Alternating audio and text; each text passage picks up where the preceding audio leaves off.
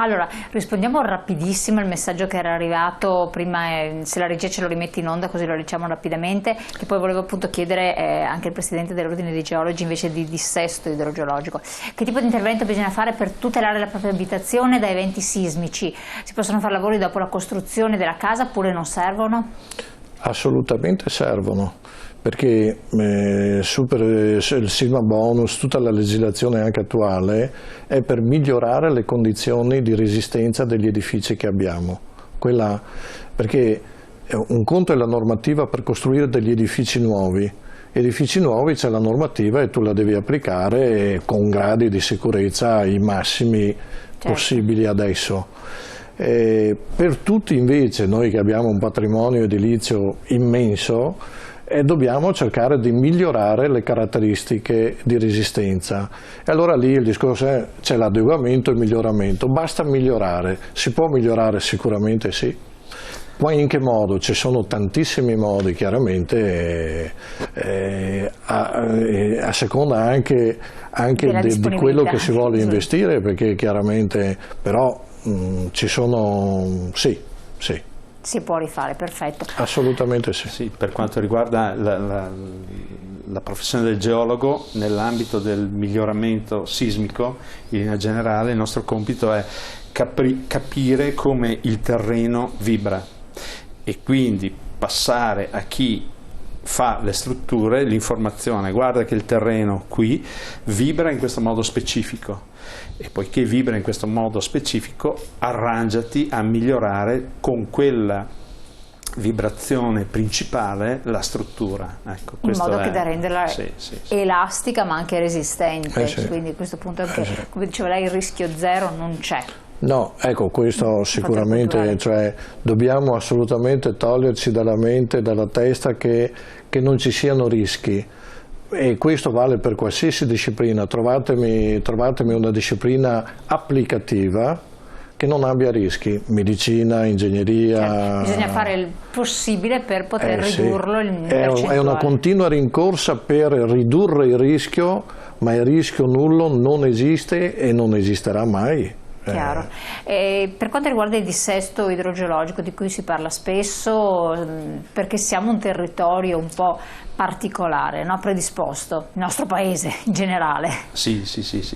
Beh, l'Italia va bene un po' tutta. Se devo poi calarmi nella realtà veneta, possiamo riconoscere due grandi tipi di categorie, macro categorie, diciamo la categoria frane e poi la categoria alluvioni. Categoria frane vuol dire colate, frane di terra, cadute massi, questi sono gli episodi più frequenti. Le alluvioni sono esondazioni dei fiumi, innalzamento dei fondi dei fiumi, c'è tutta una serie di problemi. Bene, se pensiamo a queste grandi categorie, abbiamo circa il 35% del territorio veneto che soffre del problema di frane, in un modo o nell'altro. Tanto è 35%. Sì, se io vado a fare la somma di tutti i chilometri quadrati dove c'è un'esposizione al pericolo, cioè dove c'è la possibilità che avvenga un qualche accidente, parliamo del 35%. Adesso il numero giusto non me lo ricordo, però l'ordine di grandezza. Un terzo. Se parliamo invece di alluvioni, abbiamo lo stesso una quantità del genere, ma la distribuzione cambia. La provincia di Rovigo è completamente esposta al rischio di alluvioni. La provincia di Belluno, quindi l'area montuosa, come pure alcune zone del Trevisano, passando per il Vicentino e poi Verona, hanno una quantità di esposizione a frane. Naturalmente la provincia di Belluno è la più esposta perché è completamente montana. Quindi lì nelle grandi opere, per esempio, nelle opere infrastrutturali esistenti di un certo tipo, è necessario intervenire in prevenzione, in consolidamento dove possibile. Allora, qui è un tema molto vasto. Che cosa vuol dire prevenzione? Noi abbiamo in testa questa parola perché è vero, è importante prevenire, gli incidenti. Faccio un esempio: le barriere paramassi lungo le strade servono a prevenire che il masso arrivi sulla strada e faccia danni diretti o indiretti, anche con conseguenze molto gravi. Ecco, questa è la prevenzione.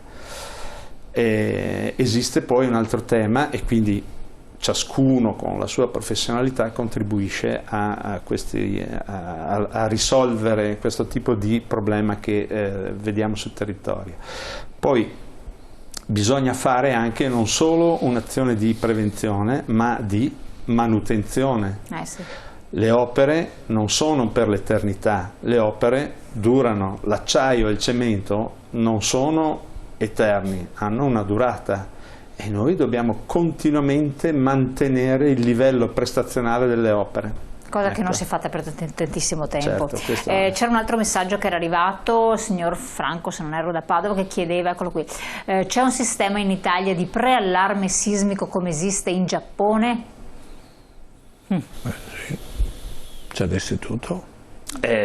Ci sono bisogna chiarire alcune cose, ci sono dei metodi in alcune condizioni particolari, molto particolari, che ci indicano l'incremento di possibilità di sisma, ma non di previsione, perché per dire previsione, preallarme, vuol dire che io prevedo il tempo, quando, certo, l'entità e il dove. In Giappone c'è questo?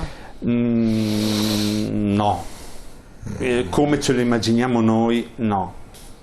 Neanche negli Stati Uniti, in California, niente. Non c'è, non siamo, perché fare questo tipo di previsione ha un'implicazione. Le faccio un esempio: esiste l'allarme? Bene, diamo l'allarme. Chi dà l'allarme? Cosa vuol dire dare l'allarme? Rimuovere una città perché è pericolosa la città? Che cosa accade in quel momento? E chi chiude l'allarme? In Garfagnana, stiamo parlando degli anni 85, fu dato un preallarme perché l'Istituto Nazionale di Geofisica, adesso se non ricordo male, aveva tentato questo tipo di previsione, avevano evacuato le persone che rimasero in tenda parecchi giorni e fu un completo fiasco. Però ingegnere, magari sapendo che ci sono territori dove non è stata fatta un certo tipo di intervento, oppure ci sono costruzioni a rischio, ponti, strade, viabilità. Beh no, allora un discorso è... Penso a viadotti. La previsione dice, cioè siamo nel campo delle previsioni. La previsione è una previsione, invece un discorso dell'allarme, come diceva il collega, cioè lì bisogna stare attenti perché metti in gioco, lì non torni più indietro. Una previsione è un qualcosa che tu con dei modelli matematici, con quello che vuoi, puoi prevedere e fare una previsione. Ma a me risulta che in nessun posto del mondo ci siano sistemi di allarme che arrivano a dare l'allarme se non effettivamente supportato su dei dati oggettivi, insomma, cioè ci sono delle strumentazioni che riescono a recepire anche piccole scosse telluriche, eccetera, che noi non le percepiamo, e allora magari possono fare delle previsioni, eccetera. Nella climatologia è la stessa cosa. Però sistemi di allarme stiamo bene attenti, insomma, cioè, per spiegarci potremmo creare danni maggiori, perché... Velocissimo che siamo in chiusura. Sì, per spiegarci, il tema è questo in merito al sisma. Il sisma, allo stato attuale delle conoscenze, non posso prevederlo. So che però ci sono delle zone che hanno storicamente più possibilità di manifestare. Cosa posso fare? Difendermi, non prevenire. Però attuo strategie, strutture che sono in grado di resistere a quello che storicamente avviene. Chiaro. E monitoraggio. E monitoraggio. Questa è un'altra cosa importante. Allora, sarebbe tanti temi che non abbiamo affrontato, che il tempo è volato, nonostante all'inizio fuori onda dicessero troppo tempo a disposizione, e invece no. Facciamo che ci rivedremo magari, e sollecito anche voi telespettatori a mandarci delle domande, delle mail, eccetera. Vi ringrazio, vi auguro buon lavoro, so che siete indaffaratissimi in questo periodo, giusto? Mi pare che sia un periodo bello caldo. Abbastanza. Ecco, e ringrazio voi telespettatori di aver partecipato con i vostri messaggi, di averci seguito. Appuntamento come sempre a domani. Grazie. Buongiorno. Salve.